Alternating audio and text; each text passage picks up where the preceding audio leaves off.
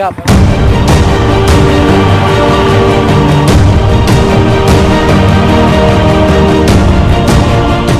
Dalam rangka menegakkan syariat Islam di bumi Aceh, khususnya di Kepulauan Kabupaten Simelu, tokoh masyarakat bersama pemuda memberantas dan menyita barang bukti minuman jenis tuak. Informasi tersebut dihimpun oleh media dari salah seorang tokoh masyarakat terkait dengan adanya pengelolaan minuman jenis tuak di desa setempat. Hal tersebut sangat meresahkan masyarakat di Desa Nasrehe, Kecamatan Salang, Kamis tanggal 3 Oktober tahun 2024.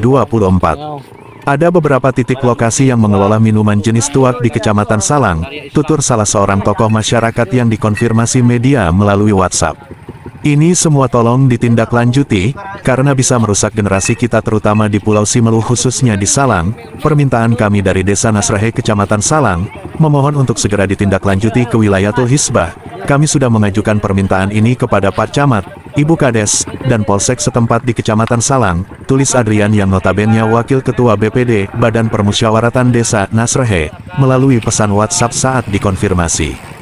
Selain itu, Adrian juga menyebutkan, keresahan yang dialami warga setempat, bukan saja terkait dengan minuman tuak, melainkan juga adanya terjadi pencurian. Salah satu bentuk pencurian yang terjadi adalah, warga sering kehilangan ayam.